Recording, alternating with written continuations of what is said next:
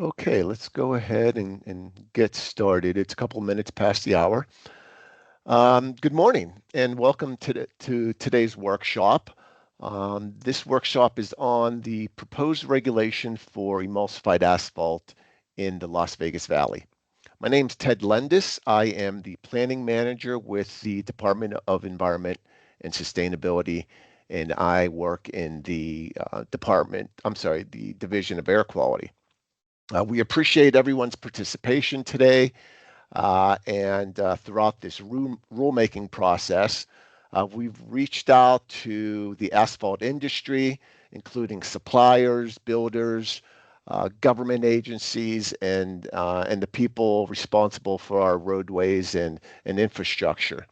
Your participation throughout this process is really vital to ensure that we develop a regulation that not only addresses the requirements of the Clean Air Act as it relates to our ozone issues in Las Vegas, but also meets the needs of the industry. Uh, Throughout today's presentation, there will be several opportunities for you all to engage with us. We really want to hear your thoughts and any concerns that you may have. We will have various poll questions that will be um, sprinkled throughout the presentation today, and you can answer those questions through the chat. And at some point, maybe towards the end of the presentation, we'll share with you what the results of those polling questions are. So we very much encourage you to participate in the polls again throughout the presentation. There will also be opportunities for you to ask questions. You can ask questions at any time in either the chat or the Q&A function, and we'll respond to those in the order that we've received them. There will also be moments when the speaker will pause and allow you to raise your hand. And you can do that by clicking the raise hand function at the top of your screen, and we'll go ahead and unmute you so that you can ask your question at that time. And then finally, there'll be an opportunity at the very end to ask questions again, either by raising your hand or continue to use the chat function. There will be several questions that we will be asking at the end of the presentation, and this is really intended to um, initiate some discussion. Again, we really want to hear from the industry and from all of you, and your participation it will be very much appreciated. There will be a survey, and we'll speak about this a little bit more later on in the presentation. There will be a survey that we ask everyone to respond to, and it will be sent out to you after today if you're on our distribution list.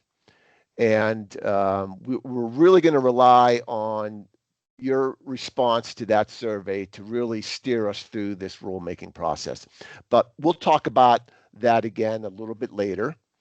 For now, I'd like to introduce you to today's speaker, Dr. Jessica Klobus. She is with Sonoma Technology, and Sonoma Technology is under contract with our department to help prepare our state implementation plan for the 2015 ozone standard.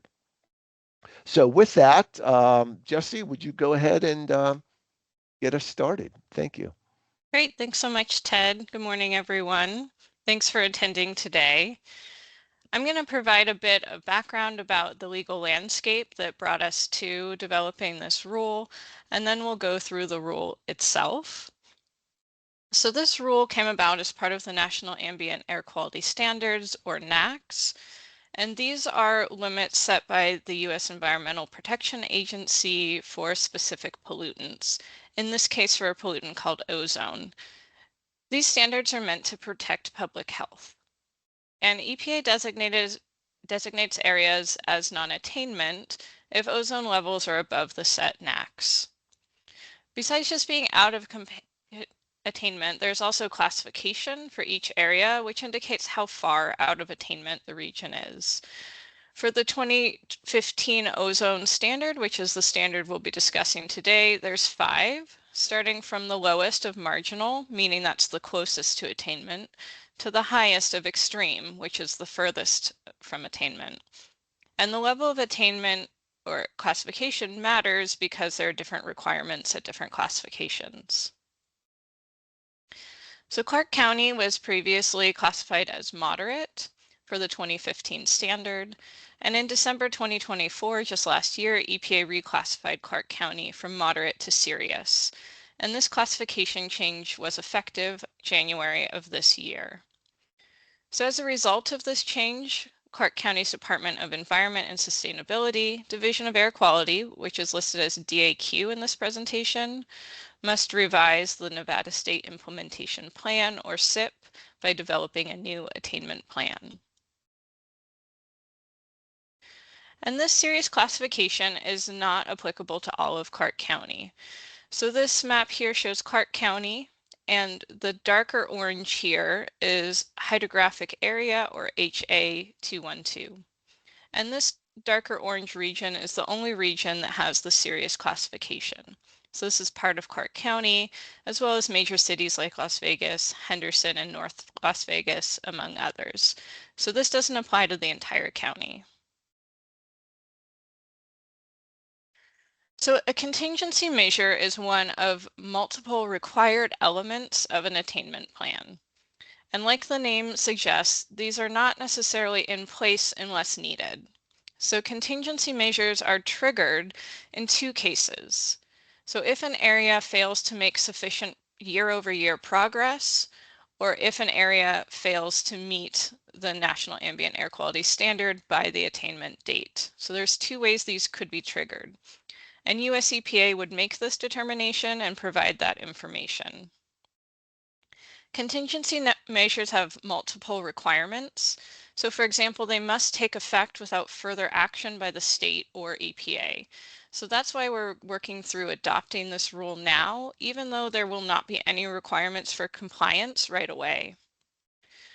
This rule must also have emissions benefits equal to 3% or more of the base year emissions.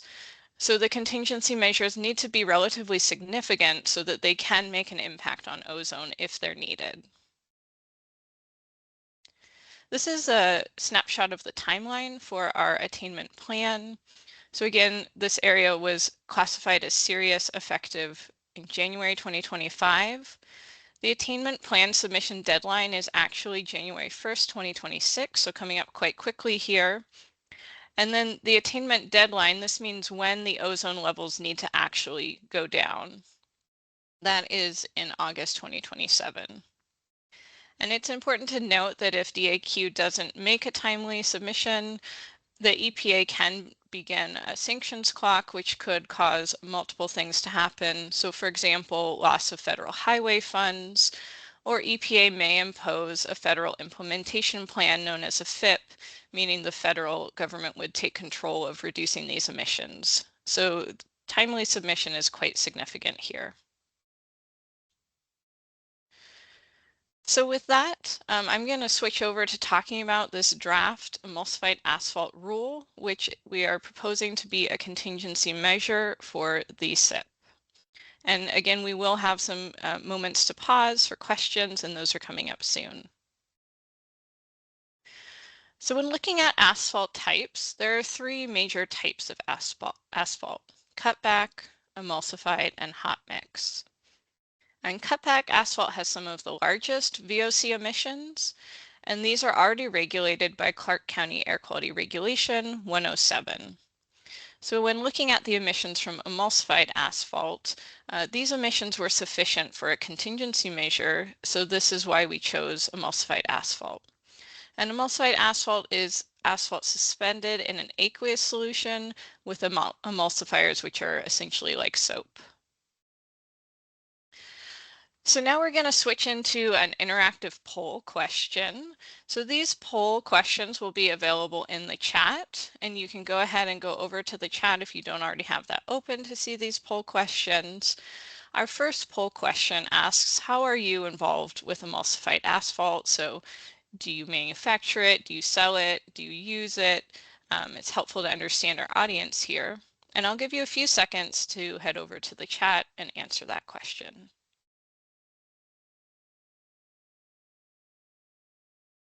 And just as a reminder, we'll review these results at the end of the presentation. I also want to give a reminder that this is not the only opportunity to respond. So these are kind of initial on the fly responses. We'll also have the opportunity for additional written comments as well as surveys.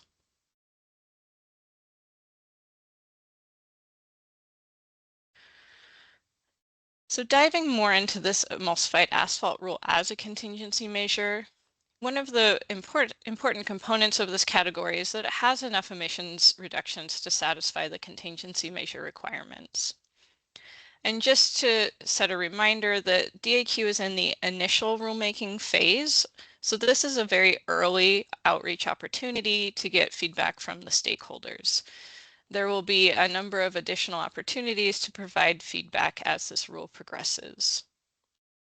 So the purpose of this workshop is really to provide information about the draft proposed emulsified asphalt rule and to seek input from you all, our stakeholders. So just as a reminder, Ted already went over all of this, but we will have many feedback opportunities today in our comments or verbal questions, as well as written comments that can be sent to the AQ regulations email address at any time until August 5th. In addition, there will be another formal public comment period for this rulemaking in the fall, so lots of opportunities to respond. And also just a reminder that if adopted, this rule will not apply, and that means there will be no requirements for compliance unless or until DAQ issues a notice that this rule needs to comply.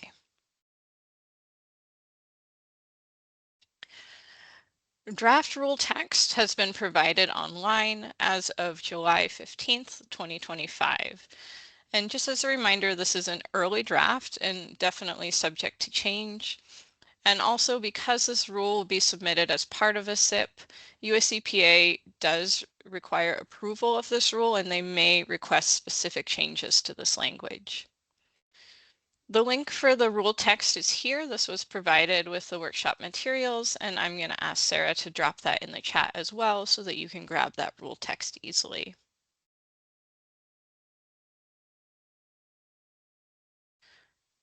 So let's talk about the proposed rule applicability. So who does this apply to?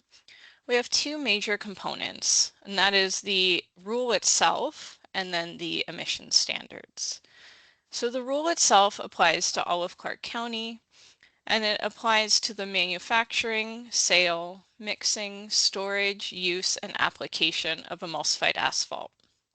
And this is for paving, construction, or maintenance of a number of different areas, recreational spaces, storage areas, parking lots, trails, driveways, streets, and highways. And then the emission standard itself only applies to the region of HA 212, so will not apply to the entire county. And the emission standards will apply to the owner or operator of emulsified asphalt operations, which is defined as the manufacture, sale, mixing, storage, and use of emulsified asphalt. So we're going to have another poll question here, and then shortly we will pause for verbal or written questions. So again, if you can head to the chat for this poll question. So if you use emulsified asphalt, what do you use it for? And I'll give you a few seconds to head over to the chat and look for that question and answer it.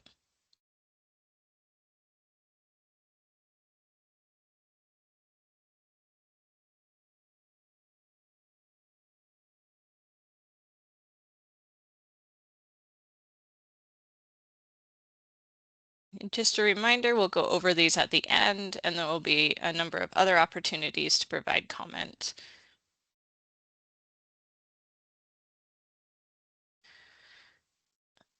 So our rule has two major requirements.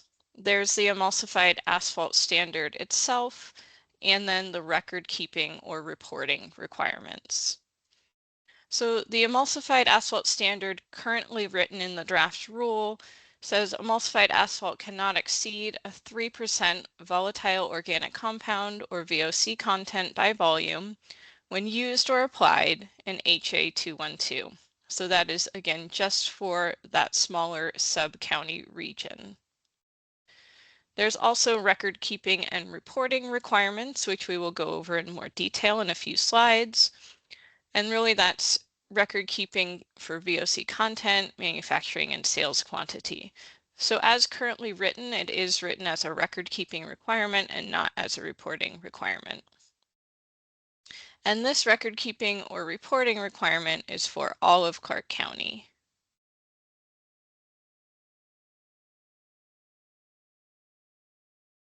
So we have another poll question here. So again, if you can head over to the chat to look at this question. Would your operation be impacted by a 3% VOC limit? So we're trying to understand the existing conditions and whether this is a major change for you or not much of a change. And I'll give you a few seconds to find that chat and answer that question.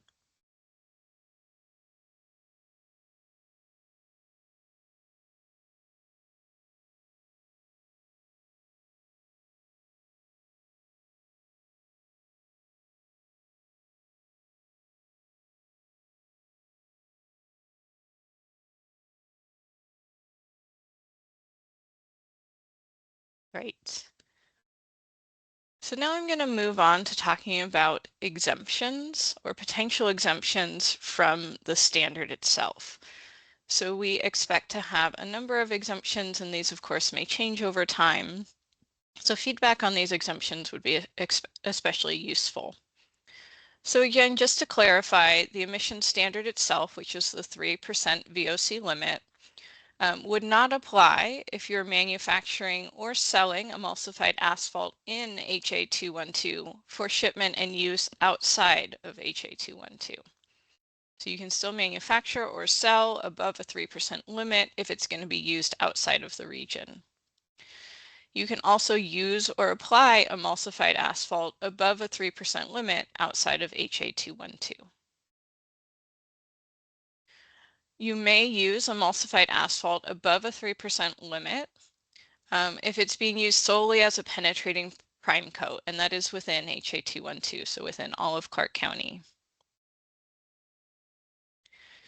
You may use emulsified asphalt above a 3% limit to conduct dust suppression operations.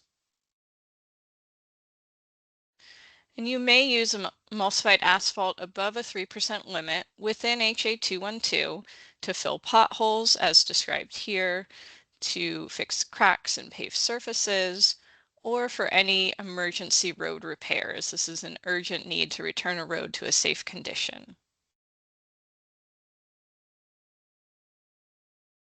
You may also use emulsified asphalt above a 3% limit if it's exclusively in connection with any structure designed as a residential dwelling. So for example, a residential driveway would be exempted from the 3% limit.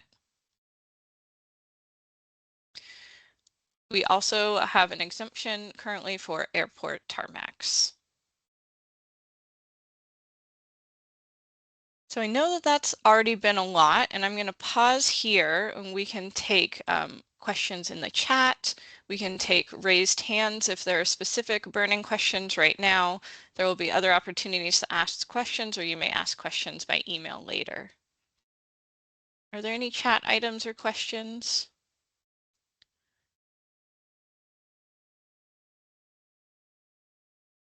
Great question. So I'm going to pull up the chat. So I see one question from Aaron Walker. How are VOCs measured specifically? That's a great question. So there is a standard method for this, which is widely used, and the details of that method are in the rule text. I'm not sure if anyone remembers the exact number of that standard method, but it is very widely used. Jessica, it can be found in the draft rule in section 131.5 emission standards, items C1. The numbering is a little off, but it's using ASTM method D as in Delta 244-89. And I can put that in the chat. That would be great, Jennifer. Thank you. I see Joseph Yetson had the same question. How will this 3% be determined? And that's the same answer there. So Jennifer will drop that in the chat.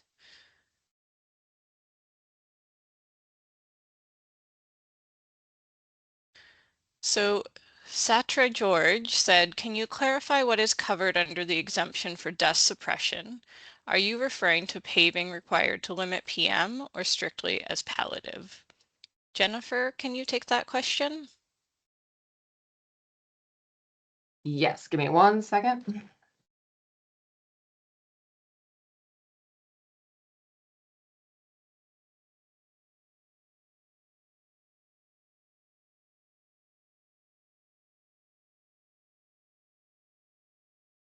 I was talking and my mic was off. This was, I think that they're referring to air quality regulation 92, which is for storage areas and parking lots. That is applicable to HA 212. We do allow for an alternative asphalt method paving, and I know that that includes a binder that we are going to look into, and if the guidance needs to be updated at that point. As far as dust suppression, that might be different than a storage area or a parking lot, and so that would be another excellent question to speak with industry about, is how often they use this solely as dust suppression as opposed to other palliatives or tackifiers currently. And the only thing that I would add to that is just to let everyone be aware that we are still exploring what the exemptions should be, in particular this one, and in what this particular exemption actually means. So in our discussions with the industry and internally, we will get to the bottom of whether this is an exemption that will continue to be present in the rule, and what it actually means in terms of application. So more to come on that, but just a reminder that even after today, you really want to pay attention to how this rule develops over this process, because as Jesse had indicated earlier, there will be changes to it. And this is one area that I would imagine we're going to see some of those changes. Thank you. So Tyler Davenport wrote, it sounds like this mainly pertains to the manufacturing side. Are there any new regs pertaining to installation? And I would say it doesn't actually pertain that much to the manufacturing side. You're still able to manufacture above a 3% limit. This pertains a lot more likely to kind of sales as well as application. So the main requirement here is that for most applications, you cannot apply emulsified asphalt above a 3% limit. And there are some exemptions to that, but just within that region of HA 212. So Ken Talley asked a great question. What asphalt emulsions in use currently don't meet the 3% limit? And the answer is we would like to know that information as well. So one of the questions in our survey is, are you already using a 3% limit? So is this a limited impact on your operations, or do you use something closer to 10%? So based on our analysis of the emissions inventory, based on US EPA data, the average VOC emission content for emulsified asphalt is approximately 10%. So that would be much higher than 3%. So it would be really helpful to understand how much emulsified asphalt you're using above that limit or below. Okay. And then Aaron followed up about the method to measure the 3% and said this is a standard method. Yes. So then Nicholas Warnke asked, is the intent to also update RTC standard specifications for emulsions? And Jennifer, Ted, do you have any thoughts on that? I'm not familiar with the RTC standard specifications. Yeah, neither am I, and that's exactly why we're getting the industry involved. That's a good question, and it certainly has hit our radar as a discussion point to have with RTC. So we don't have an answer to that yet. I imagine the answer will be yes, there needs to be some coordination between us and RTC so that we can harmonize these requirements. Thanks, Ted. Great. And then Ken Talley followed up that he would question the EPA data, and he personally does not know of any emulsified asphalt manufactured at any volume that exceeds 3%. So that's helpful. Mo Ram again reiterated the question, is there any data on emulsified asphalt from Clark County that contains more than 3% VOC? And the answer to that is no, we do not currently have any data on that besides the US EPA analysis that was performed.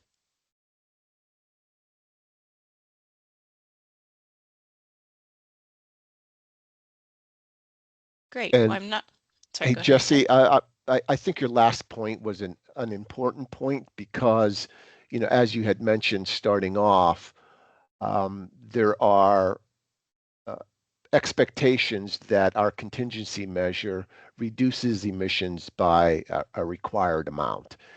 And we rely heavily on EPA's National Emission Inventory to tell us currently what the emissions are.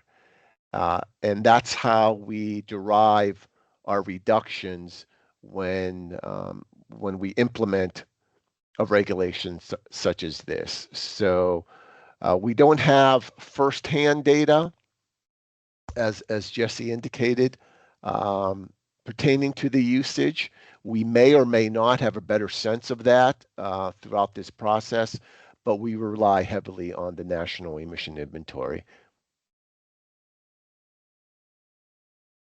Thanks, Ted. So Eric had a question, who will verify the VOC at the site?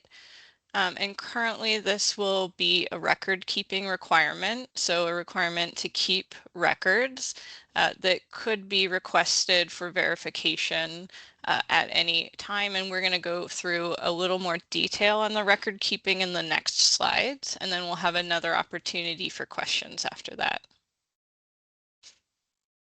And so there's a bit of continued discussion in the chat that emulsified asphalt containing more than 3% VOC may be rare.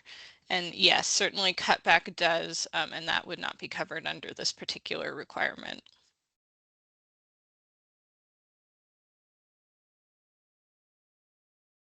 Great, thank you for the great discussion.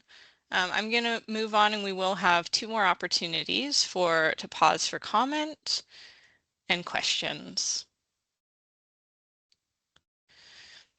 So this is talking about the estimated VOC emissions benefits, and as we described before, this is based on the US EPA National Emissions Inventory.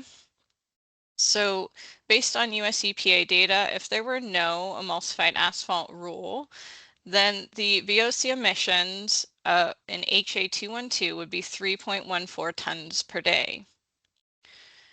With an emulsified asphalt rule at a 3%, we would see a 70% VOC emissions reductions of 2.4 tons per day. So that would bring the emissions down to 0.66.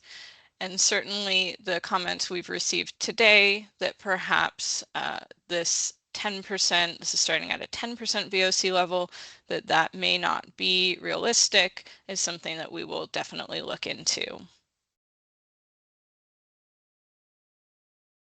So now we have another poll question. We're curious, where do you obtain your emulsified asphalt? And you can head again over to the chat to answer this question. I'll give you a few seconds to navigate to the chat and answer this question.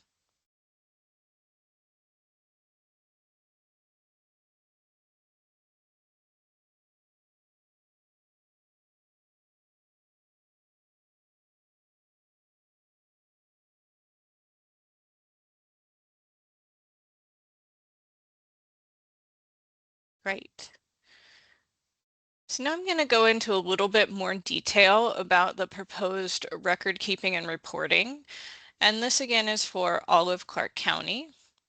Currently, the rule is written as record keeping, meaning keeping records on site, but that could change in the future, so please keep an eye on the rule. So the record keeping and reporting applies to any owner or operator who manufactures, sells, offers for sale, uses, or applies emulsified asphalt for all the conditions that we discussed previously. And so it is for manufacturers, but also for sellers, those who use or apply the emulsified asphalt. And again, this is within the Clark County region. So what is the requirement? This is record keeping, which means retaining records, including the percent VOC content by volume, the quantity of emulsified asphalt manufactured, sold, stored, or used within HA212 by month, the quantity of emulsified asphalt manufactured or sold for use outside of HA212, the name and locations of the work sites where emulsified asphalt was mixed, stored, or used, and then how will these records be maintained? So the rule currently requests maintaining records for 5 years. And again, this is not in effect if the rule is adopted. This is only once the control officer gives written notice that this contingency measure is required. And these records would be stored on site, available upon request, without prior notice, and during your normal hours of operation. So we have another poll question here, and this is regarding how challenging do you feel it would be to meet the record keeping and requirements under the proposed rule? And we know this is just kind of your initial understanding. There's plenty of time to provide additional feedback later, but just on your first impression of understanding this, how difficult do you think it would be to meet these requirements? And you can head over to the chat to answer that.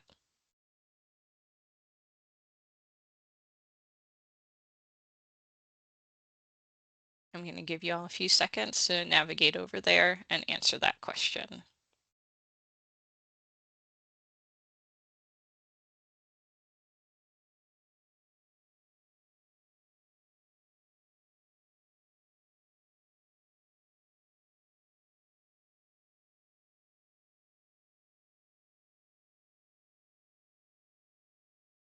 So with that, we are going to pause again.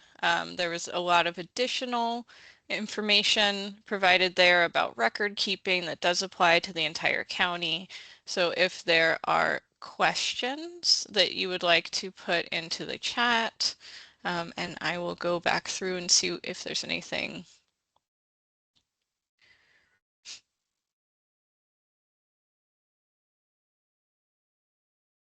Alrighty, so Nicholas asked, is there no track tack? And I'm not sure if I understand what the question is. Is that maybe an exemption? So Nicholas, if you could maybe pop another question in there to clarify what you are asking there, I'll get back to that.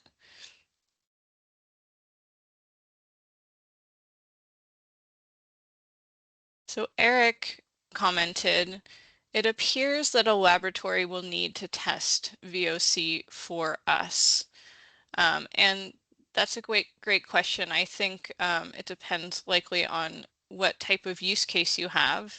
Ted or Jennifer, do you want to respond to that question?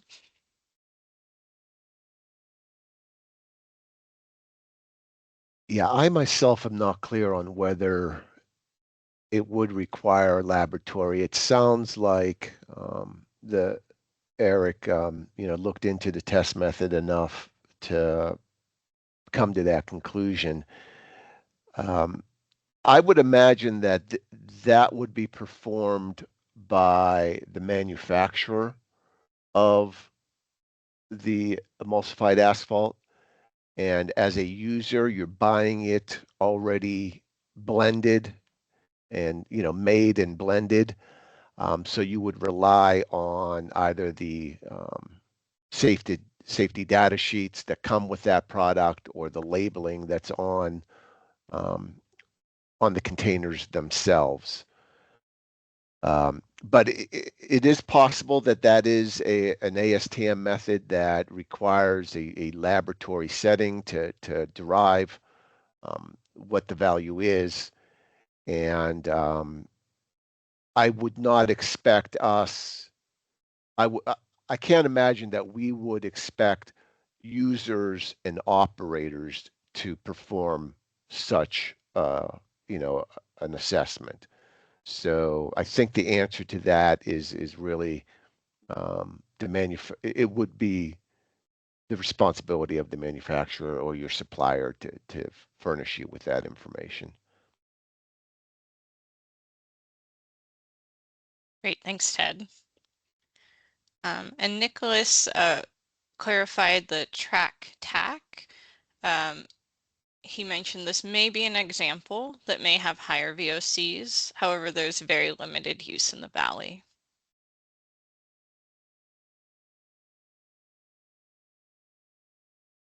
Great. Any other questions? It seems like there's a bit of chat that manufacturers likely already do this. It should not be extra work for the testing, that is.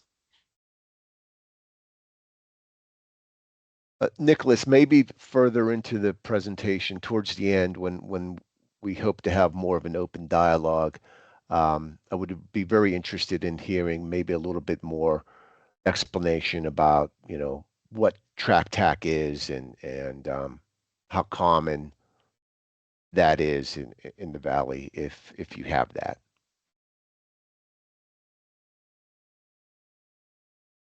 Right. And David Schwind posed the question, what effect will this rule have on the cost of emulsified asphalt if increased? Do you have a percent? And that is still an open analysis that we're hoping to get your feedback on.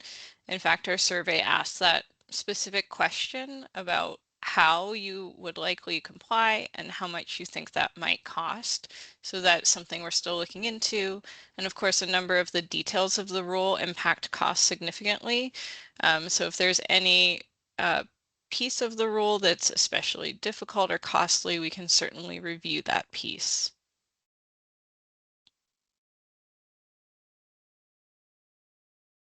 Okay, I don't see any additional questions in chat. We will have another period to pause, and so I will continue and finish up here. So just to clarify triggering this rule, again, it will be adopted, but there will be no compliance responsibility upon adoption. The rule will only be triggered by the control officer providing a written notice.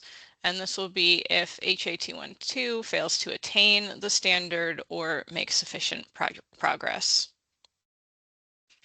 The compliance dates are an open question for stakeholders. So if the rule is triggered, regulated entities would have a period of time to come into compliance. So it's not like you get the notice and the next day you must comply. So one of our questions for the stakeholders is how much time would you need to comply, including time for sell-through of existing inventory. And so with that, we do have a poll question on this. And again, this is your kind of initial estimate. There's opportunities to provide additional information once you've sat with this and thought through it a bit more. But if you want to head over to the chat, we have a poll question. How long do you estimate your operation would need to comply once notice is given by DAQ? I'll give you a few seconds to head over there. Totally fine to say that you're not sure at the current time.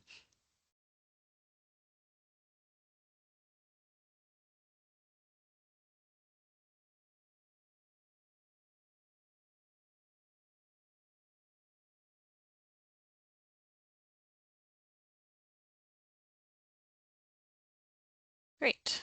Excuse me. All right. So other considerations for this rule, we just wanted to point out that the draft rule does not currently have a labeling requirement. And so that is something that we've observed in some other rules. For example, in Maricopa County, there is a labeling requirement included.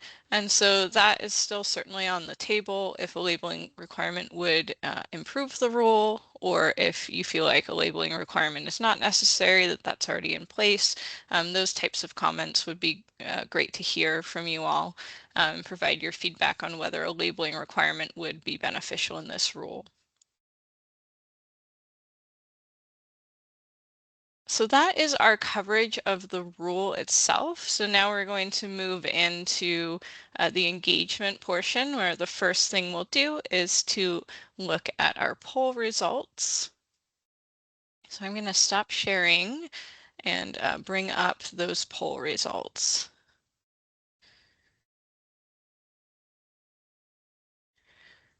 Great. So our first question, how are you involved with emulsified asphalt? We have a majority here of users. We have some sellers and distributors and about 9% of manufacturers. But 50% said other. So I would really like to hear what other involvement in emulsified asphalt do we have here? If you want to drop that in the chat, what are some types of other user cases that are here? So I'll let you drop that in the chat if you feel comfortable. And I'm So, wondering, Jesse, I'm wondering if other means maybe like someone who writes the specifications for, let's say, like a roadway. They're not necessarily the user or the seller or the distributor, but they do specify that emulsified asphalt is required. But yeah, I agree. I'm curious to see what people say about that. okay, great. And I'm seeing some feedback. Some are multiple in multiple categories, and when they select multiple, it puts them in the other. So it might be because you have multiple roles. I see public works, local agency public works, a couple of those. Great. Yeah. All right, so for our second poll question, if you use emulsified asphalt, how do you use it? And this is a word cloud, so those words that were the most common show up as the largest and the boldest. So slurry seals is our most common response. Roads, maintenance, seen some airfields, road maintenance, seal coats, paving roads, paving and patching, road construction, tack coat, fog seals, pavement seal, and city roads. So it seems like a lot of maintenance of roadways, and I do see a temp sidewalks there as well. So in terms of others, let's see. All right, I see some questions coming in. I'm going to hold off on questions in the chat until we get through the polls. Thank you for your questions. So would your operation be impacted by a 3% VOC limit? The vast majority, 68, said that they're not sure. 21% expect no impact and 12% expect some impact. We have no one reporting a significant impact, but most are in the not sure category. Alrighty, and then Sarah, if you could scroll down a little bit so we could see the next three. So where do you obtain your emulsified asphalt? So Ergon is a local manufacturer, asphalt companies, Clark County, whoever has the lowest bid, the paving company, Marathon Petro, from the transportation trucks, trucks and distributors, from asphalt companies and seal masters. So it's interesting. I think we were curious if much emulsified asphalt came from big box stores such as Lowe's. So it's interesting, we're not really seeing that. So wanting to confirm that box stores are not really a major source for the stakeholders on this call.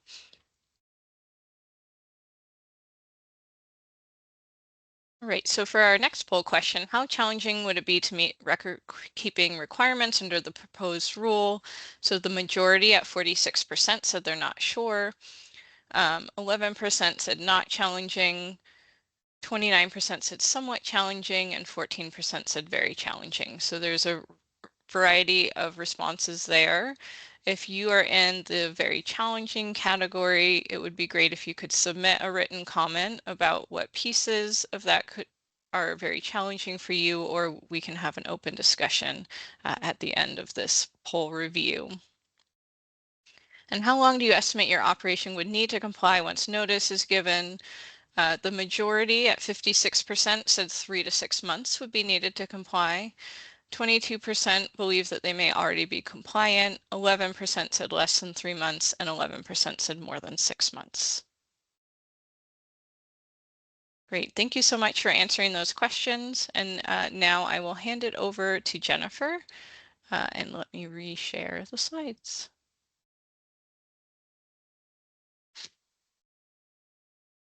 Hello, while she brings the slides up, my name is Jennifer Lipkin. I am the Principal Air Quality Specialist at the department, and I am overseeing the rules and the final drafting, and then the process through the Board of County Commissioners and submittal to EPA.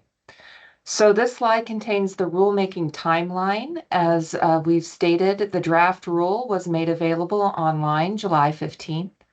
We're having that public workshop today.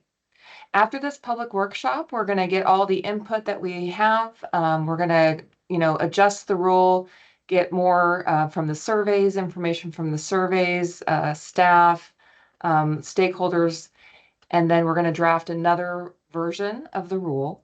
That will be the public comment period. So in the previous rules, generally we give about 2 weeks for public comment.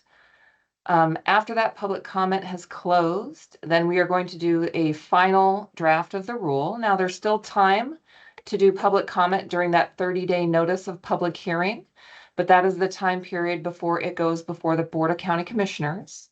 We're anticipating fall of 2025, so early fall, winter of 2025 for those 2 items. And then we anticipate the Board of County Commissioners will, if they approve the regulation, the rule would be effective January of 2026. But again, the record keeping and the emission standards would not be required until the written control notification by the control officer. If you wouldn't mind going to the next slide, please. So the next steps are, we are hoping to get all of the comments and information from everyone by August 5th, 2025. So we're getting the information from the chat today, the survey results, we're going to send out a survey.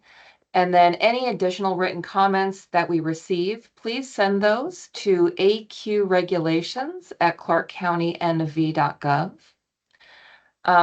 Like I just stated, the department will post an updated draft for public comment.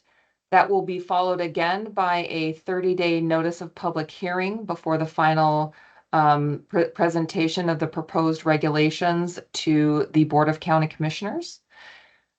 You can register for the department's ozone mailing list. So if you click on that public input link, you're going to be sent, and it's under planning notices. So if you go to planning notices, you can subscribe to all the planning notices, which would give you updates on any SIP, so the PM10 SIP, ozone.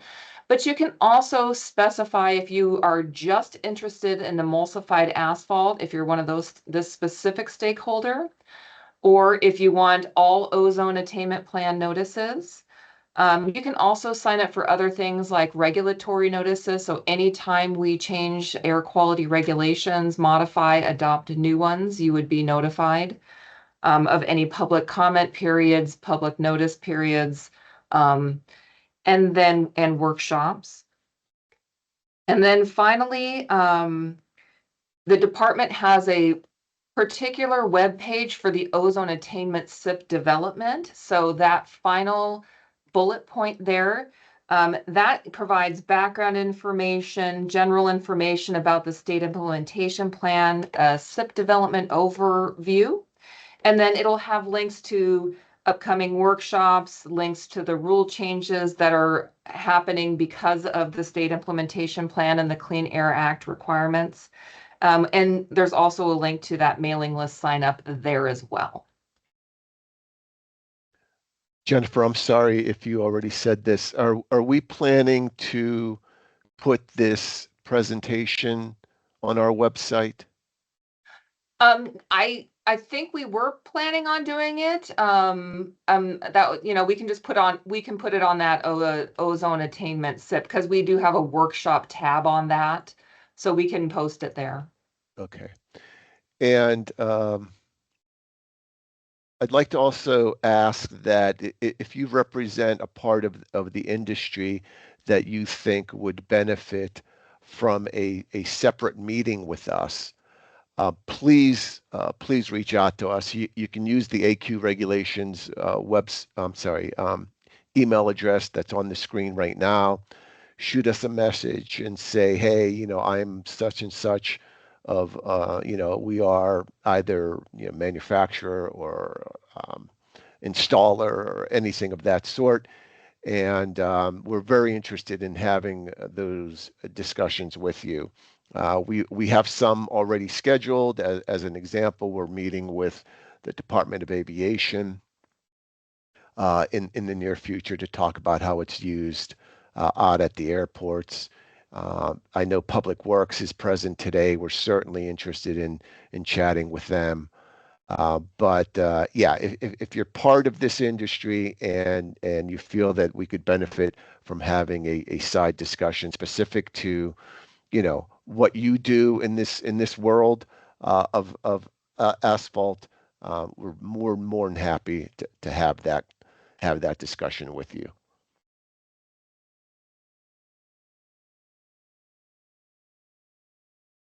Thank you, Jennifer. So as I alluded to earlier on, and several times throughout the presentation, there will be a survey that goes out. Now you could actively put your phone up against this barcode right now, and it'll take you to that survey. But we will also distribute this after today's workshop if you're on the distribution list, and that'll be yet another opportunity to fill this out.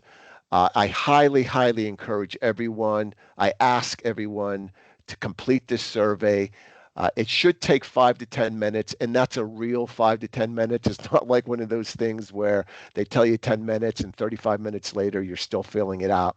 This is not that. This should be quick and easy for you. It's similar to what we've discussed in our polling questions today, with some additional questions on top of that. So please take advantage of this. It's good information that we will absolutely use. A few disclaimers there. The results may be shared with EPA, and we ask that you do not submit anything that you may consider as confidential information. If we can move on, please. Okay, so we're at the part of our presentation today where, again, we want to have engage you all and have some discussion. We've gotten some great comments and some great questions in the chat. Thank you very much for that. But to keep that going, there's a few questions that we'll go ahead and ask out loud here. And if you have comments that you want to raise your hand and speak to, or write them in the chat, we absolutely want to hear that. So we've somewhat, let me see here. How challenging would it be to meet the example rule requirements, and which components provide a challenge? So this is akin to one of our poll questions. This would be an opportunity for you all to have that discussion here live if you so choose. So how challenging. We did get someone, it looked like there were a fair amount of you all that felt that it would be very challenging to keep those records. So this would be a good opportunity to maybe elaborate on that if you're willing to do that.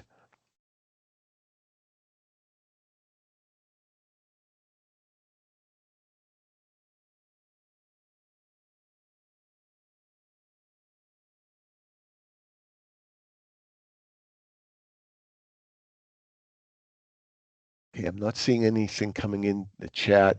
I don't think there's any hands raised. We'll move on to the next question and feel free to go back if you think of something. Do you anticipate the example rule could conflict with any existing emulsified asphalt standards or requirements?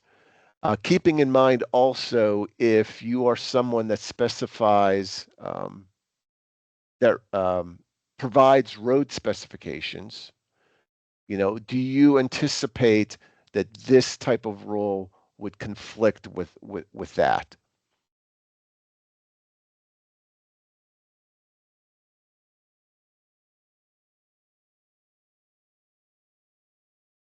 Yes, James. Can we unmute James, please?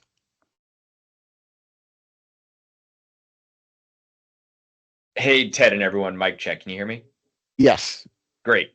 No, thank you for the question. I think from the engineering side, and my team and I focus mostly on airfields, so still slurry seals on asphalt pavement. The FAA spec P608 is actually quiet from a federal standpoint on the limitations, but does default to local standards. So I think the question is maybe a little less from the engineering side and more on the manufacturers if producing that typical slurry seals like a GSB 88 or anything that meets the P608 standards, if they can do that within the 3% limitation. I wasn't able to find any direct requirements, at least the FAA specs, around a maximum VOC content. That's great feedback, James. Thank you so much. Anyone else? Okay. Again, we asked this earlier, how much lead time would your organization or company need to comply with the example rule, including sell-through time? That latter part of the question is of particular interest to us, recognizing that not only do we have the bulk distributors that have asphalt stored in big tanks, but we also have the stores that keep them on their shelves. We really want to understand as well as we can what sort of sell-through time would be needed to get rid of your inventory and start fresh with the new standard. Anyone that's willing to share their thoughts on that?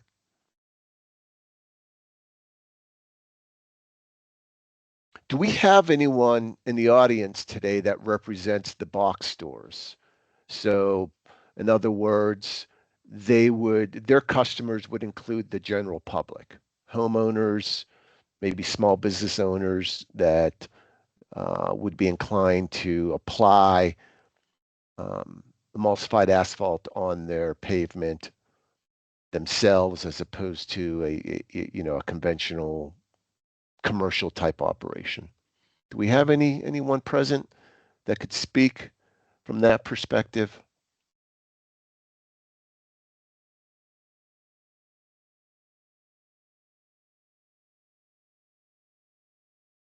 Okay, let's move on to our last question. Do you estimate additional costs to comply with the proposed rule? If so, what costs do you anticipate? So this would be not only anticipating a different price for the product itself, but if there is possibly additional equipment that you would have to obtain or maybe I'm not sure if there's a type of expertise that you would have to employ from someone as opposed to something that is more conventional. The sky's the limit there. Anything that you can think of, again, would be helpful to understand. And there's, as we said several times, there are other opportunities to convey this over to us. The survey question, you can use the email address that we provided to shoot us questions, to shoot us comments. Of course, there will be the public participation process.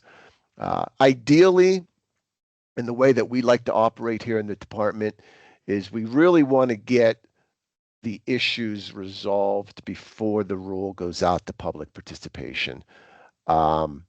We want to engage the stakeholders early on so that when we draft that final rule, we are left with a good sense of confidence that we've worked out at least all of the major issues. The public comment period, of course, is one last opportunity to make sure that we're addressing everything. But that early engagement really is really significant. Ted, two things.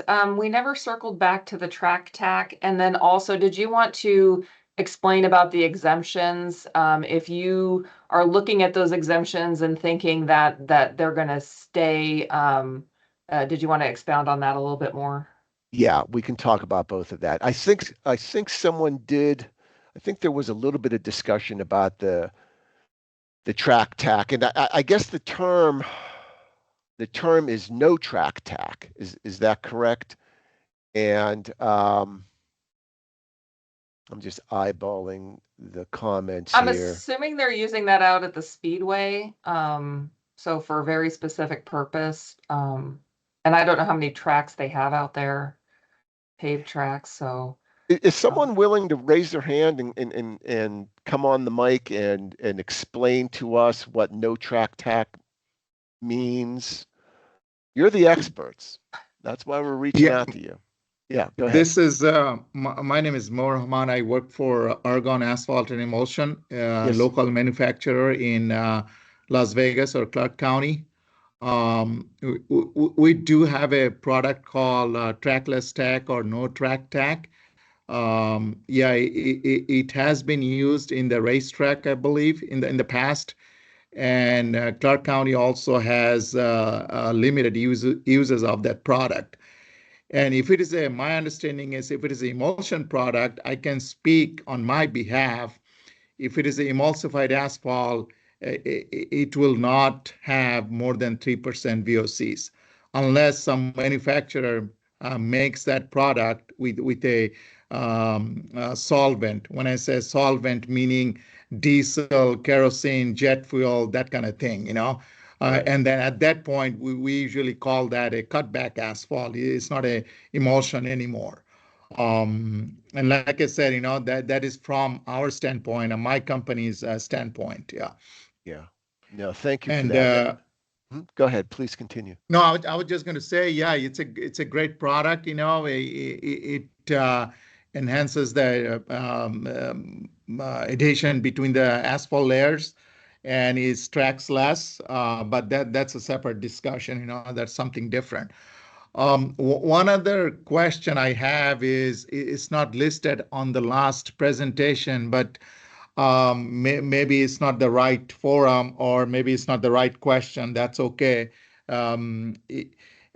Do we know this rule change is going to make the air quality in Clark County better?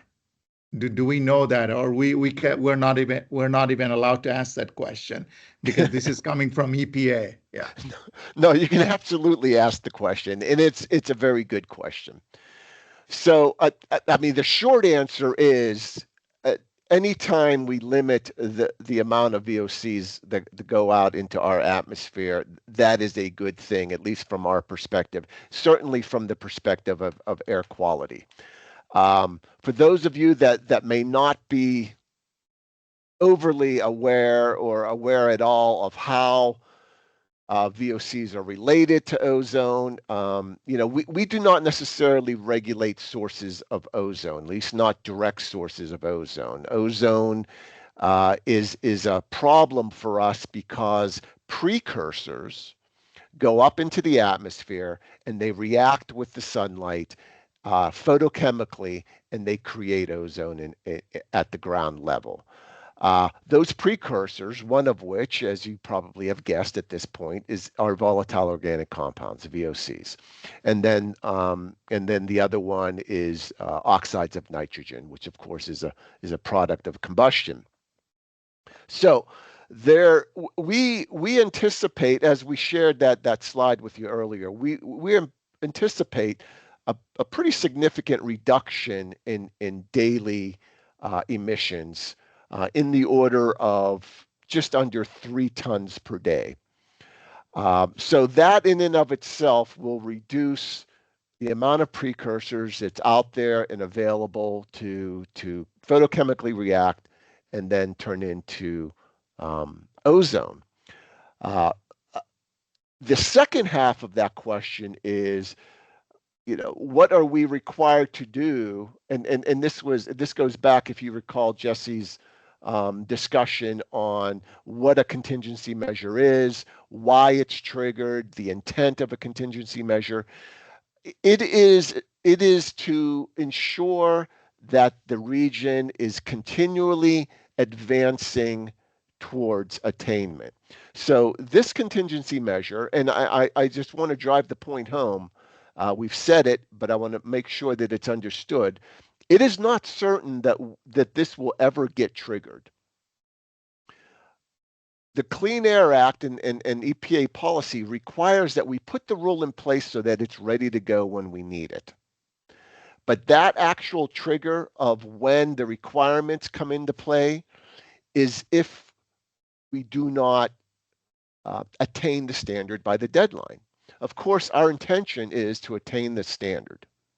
But it's no secret that we failed to do that the last go around, which is why we got bumped up to serious non-attainment. We're hopeful that that does not happen again. So did I answer your question? Yes, thank you, you did. Okay. But just a follow-up question. So to attain this measure, is emulsified asphalt or this industry is one of many products or many criterias that you folks are looking at in Clark County?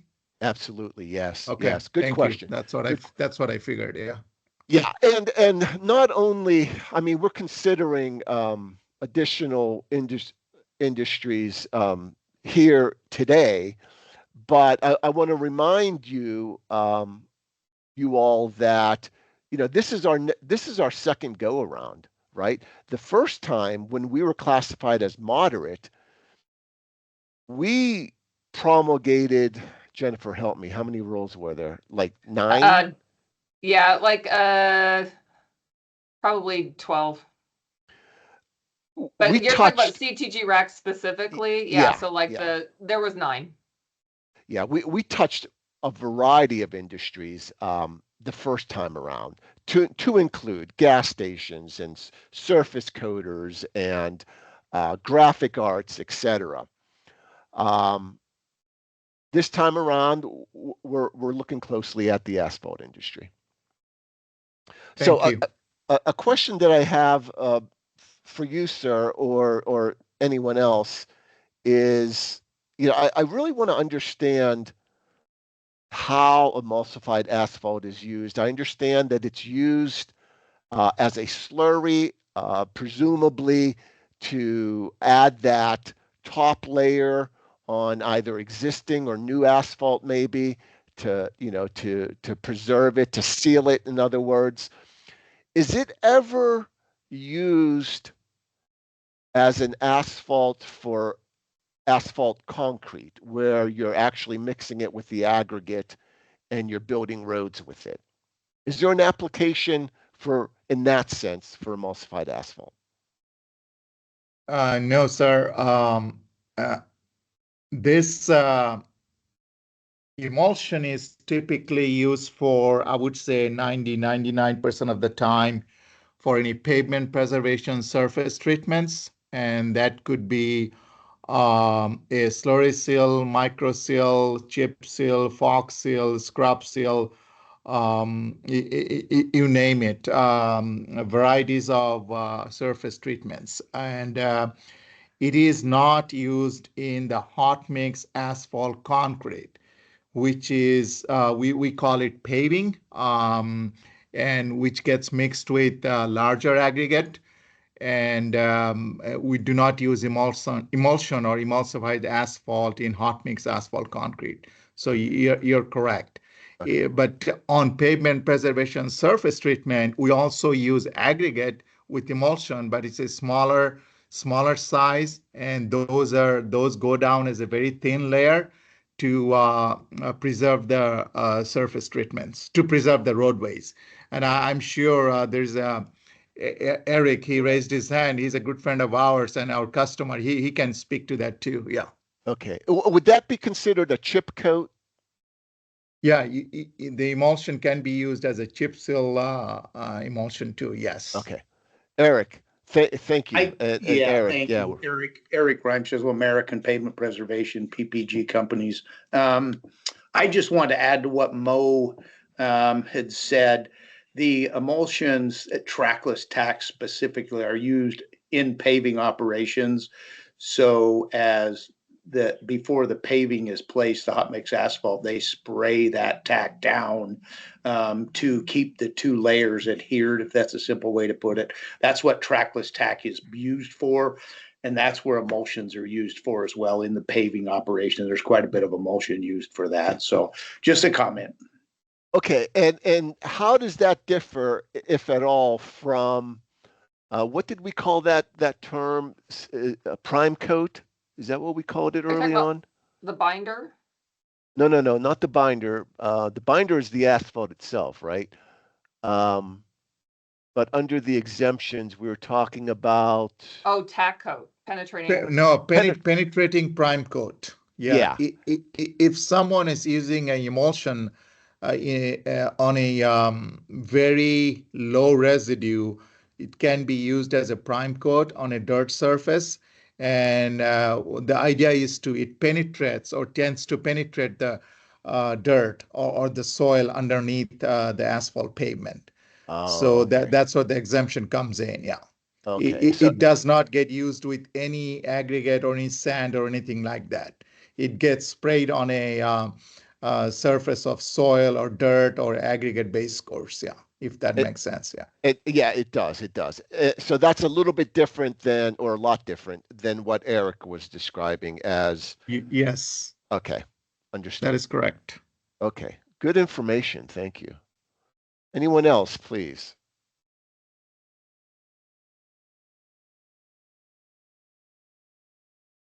And then did you want to go over the exemptions, like if any Oh, justifications we can provide for the exemptions if they stay in there? But we don't want people to like put their full faith that all these exemptions will remain. yeah.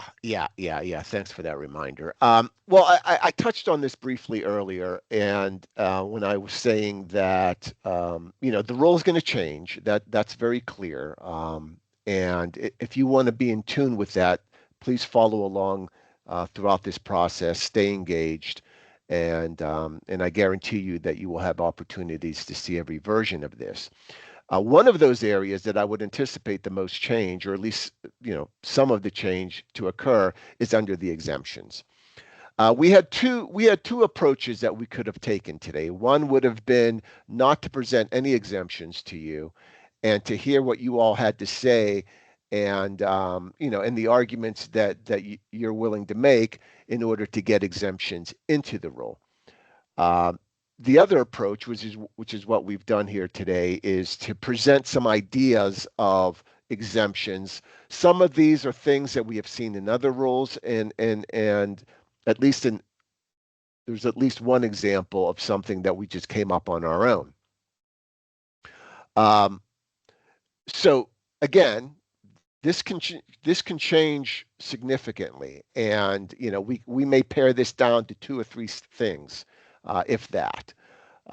So any feedback that you all have relating to this, one area that we're looking at closely is the residential use of emulsified asphalt, both in terms of that preservative seal that you would put on top of existing driveways, as well as foundations, basement type sealers, and we're thinking that it may stay in this role, but it may stay because we have a cutback.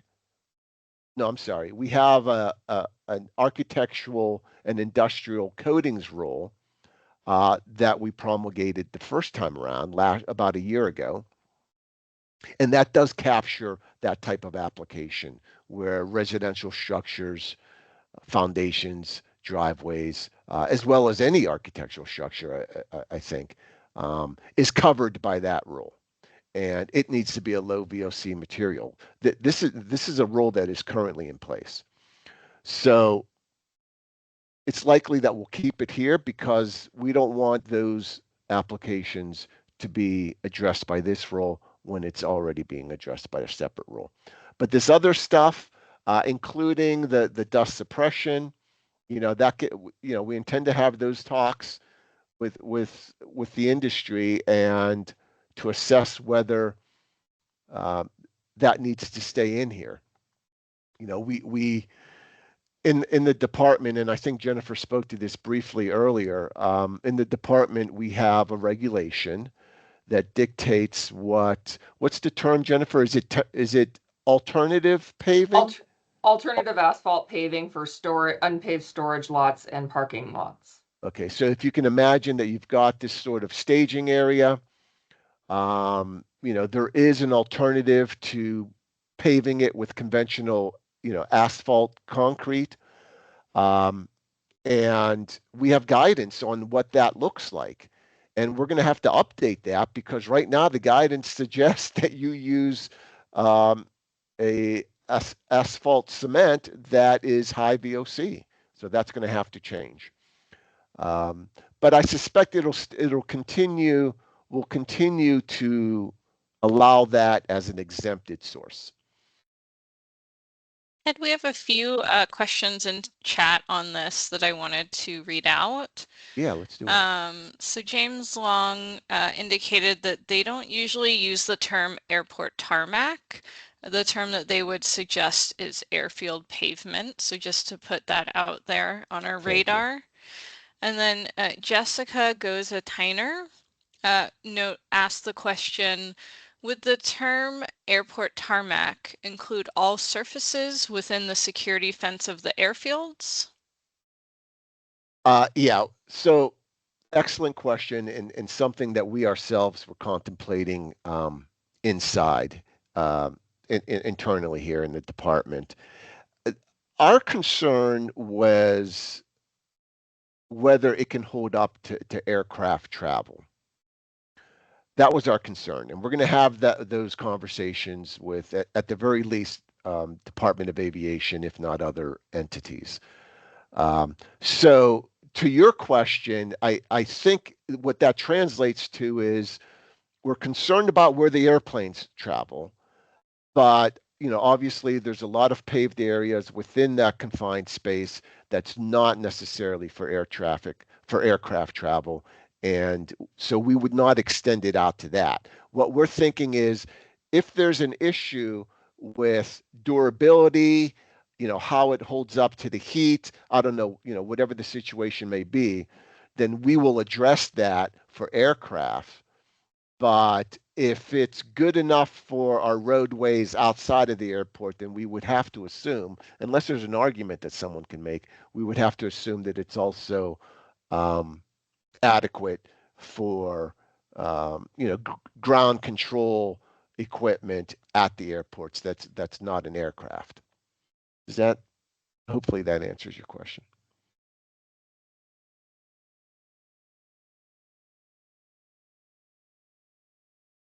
Do we have more, Jesse? I do have a few other questions unrelated to exemptions, if you want me to get back to those.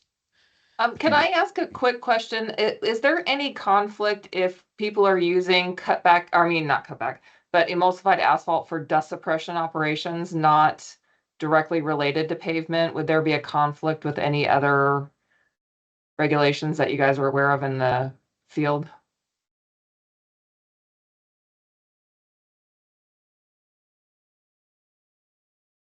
Whether, you mean whether there are conflicting Yeah, with, so like would that be considered a hazardous spill? Would there be cleanup involved if you were just spraying emulsified asphalt for dust suppression operations? I just didn't want there to be a conflict with any, water quality, health, solid waste kind of issues.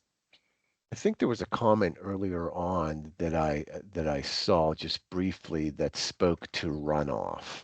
Yeah. Trying to find that comment, but maybe the person It was a that, water quality. Yeah. yeah, it had Yeah, it was something to do. asking, it was like their concern was water quality, and then mine thing would be like a solid waste, cleanup issue. I didn't want to have an exemption in here that would, give people the impression they can do something when it would create another conflict for them. Absolutely. Mhm.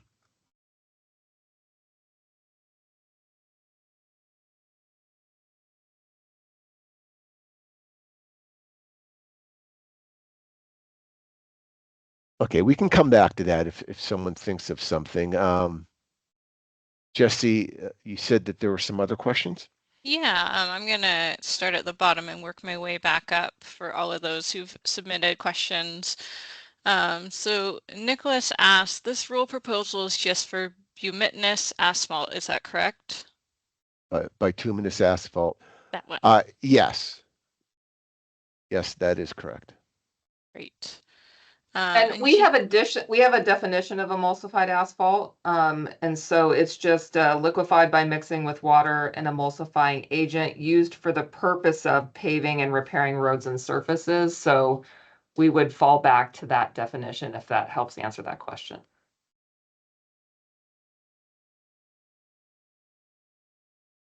Let's check. Don't we also have a definition of asphalt that Yes. speaks to the, Yes, okay. primarily of bitumen. Yeah. Yeah. So both asphalt and emulsified asphalt are defined in the rule as it's currently written. All right, so Eric asked, Clark County can answer this to confirm. I am correct, but I do not believe you can simply use emulsions for dust control. There's more regulations for dust control than emulsions. Okay. Yeah, we're fairly familiar with our dust control rules. Jennifer, more than anyone here, she worked in that area for some time. But yes, you're right. There are a variety of requirements under those rules. We will do everything possible to harmonize this rule with all existing rules, not only the dust, but also other rules such as the architectural and industrial coatings rule. And yeah, your point is noted. Thank you. Jean C made an interesting comment earlier on and said that emulsion is used in cold in place recycling, which is paving roads with recycled asphalt. I'd be very interested to learn more about that if Jean, if you're able to unmute and get on the line. Yeah, it sounds like taking recycled asphalt that's been crushed and adding the binder to it. Are we correct? Yeah, go ahead. Jean, I think you can unmute yourself.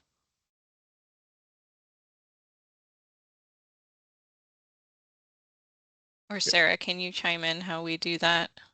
Yeah, that is correct. What you just said. You basically crush existing asphalt that's on the pavement, and you add emulsion to it, and then mix it and pave it back. Basically, you're recycling that material with the help of the emulsion and maybe some other additives. Yeah, maybe with water and sometimes cement and whatnot. Yeah. Okay. Okay. And maybe that's Clark County, maybe just a comment, maybe Clark County can start using that process on some rural roads. Yeah. That okay. way, you're saving the energy as well as aggregates. Right. Right. That's a cold application. Yes, that is correct. Okay. Or should say ambient, whatever the ambient temperature is. Yeah. Yeah. Okay. And emulsion is typically produced and used between 90 degree to 140 or 160 in that range, depending on what type of emulsion that is. It can go up to 170, probably not more than that. Yeah. Are you familiar with whether the durability of that type of pavement is comparable to, let's say, a conventional asphalt? Because I'm entertaining your remark about whether Clark County should adopt that as one of their one of their roadway specifications, maybe for lesser used roads. Are you compromising on durability there if you went with that recycled product versus a again a conventional asphalt? Yes, to answer your question, yeah, the quality is not quite the same. If we were to recycle an existing asphalt pavement with emulsion versus you do a conventional asphalt, hot mix asphalt. What you do is, yeah, you recycle the pavement with emulsion, cement, and water, but you cap that, or you put another conventional asphalt layer on top of it to cap it. So you use that cold recycled asphalt as a base, and then you put another layer on top of it. Yeah. Understood. Okay. Thank you. Thank you, Mo. Were we able to get James unmuted? Yeah, Jean. Jean? Yeah, Jean, if you'd like to. So Jean put a written comment. If you'd like to try to unmute, please feel free. Jean said, since ASTM D244 does not mention VOCs and covers multiple emulsion tests, could you clarify what test will be used to report VOCs? I assume it is oil distillate by distillation. Sorry, I'm unable to unmute.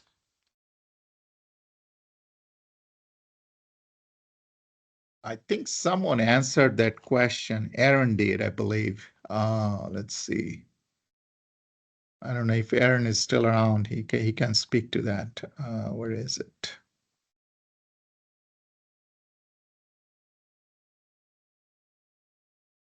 Yeah, Aaron says ASTM D244, I believe, references D6997 for this specific test. Yeah. Okay. Thank you.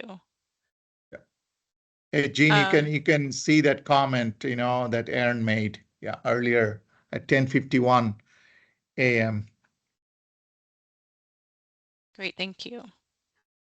And I wanted to get back to Mo's question at 11:22. If the end users use a product that meets the requirements, how does it affect the end users? So essentially, how does this rule affect the end users, or what would end users need to do?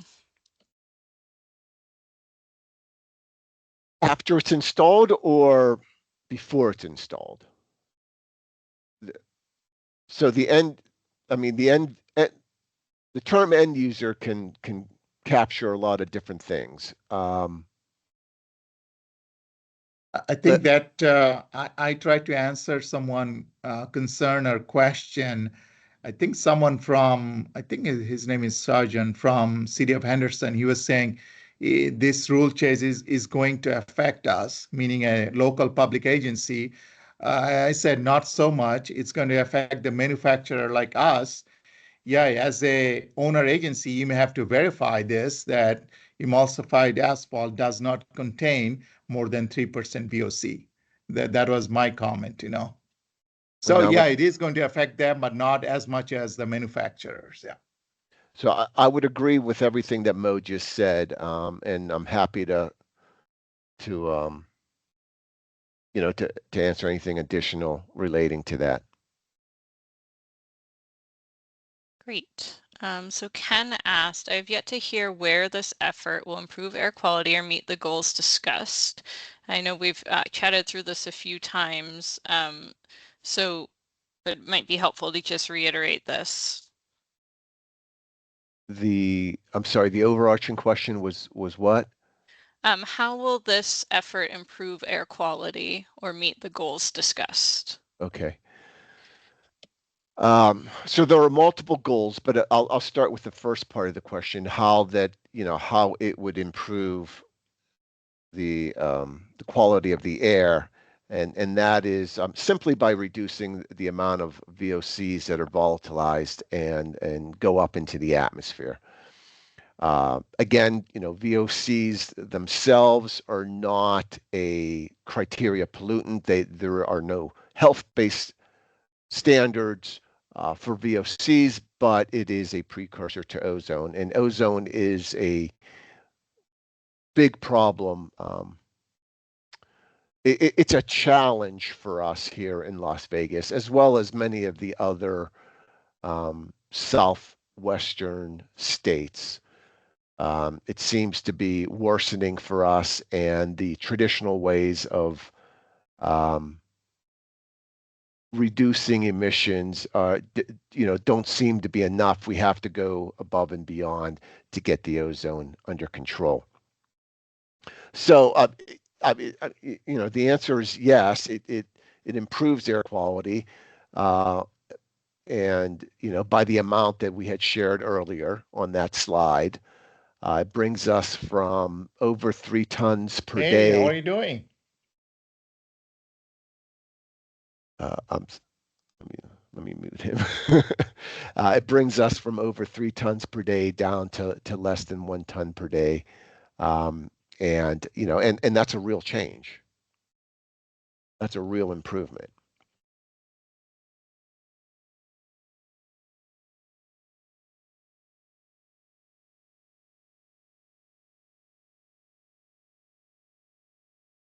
Great. So we just had one other question that I wanted to highlight from David. At 11:14 a.m., we have very large parking lots and roads that use this product to do a slurry seal. I'm interested to see if this rule costs my company more money. I need to forecast this into our budget. So I don't think we have a strong answer yet, but just wanted to bring up David's concerns. Yeah, thank you, David. That is certainly a concern of ours, a consideration that we have to make. Hence, we've already asked the question. The question's out there.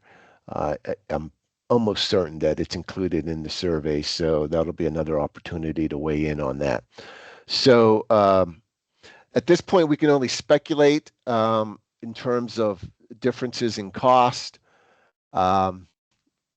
Yeah, I'm hopeful that there isn't going to be a great impact there, but yeah, it's absolutely a consideration of ours, and we'll get to the bottom of it before final decisions are made. Okay, well, I think it's time. If we could pull up, yeah, the last slide. I think the contact slide is our last one of the presentation. Jesse, can you pull? Is that being shared? I see it. Yes, it is. Okay. Yeah. All right. So there's our contact information. Again, my name's Ted Lendis. I'm listed at the top. You can either send rulemaking questions directly to Jennifer, and her email address is right there. You could also use the email address that we had shared with you all earlier. That would be aqplanning@clarkcountynv.gov. AQ Planning, all one word. Dawn Leeper, unfortunately, she wasn't able to join us today. She's our principal air quality specialist who is managing the entire SIP project. She's also a resource for you. Araceli Pruitt, she is with us today. She She works very closely with Dawn, and she's also a great resource for everyone. And then finally, Shengyu Wu, she's our photochemical modeler, very much involved in the preparation of our SIP. And if there's anything that, any questions or concerns that you have pertaining to the modeling side, the air dispersion and photochemical modeling side of what we're doing, please feel free to reach out to Shengyu as necessary. So with that, I want to thank everyone for your participation today. Your engagement was really great. I appreciate that greatly. Another reminder that survey is going to go out shortly after this presentation. I really encourage everyone to participate in that. I promise you it's going to be less than 10 minutes. If it takes you longer than that, you can send me a nasty email and I'll just suck it up. Other than that, any other final comments from our staff? Jesse, thank you for your time today, and thank you for everyone behind the scenes that made this possible. Please reach out to us, and thanks again for everyone for joining us. Have a great day. Thank you, everyone.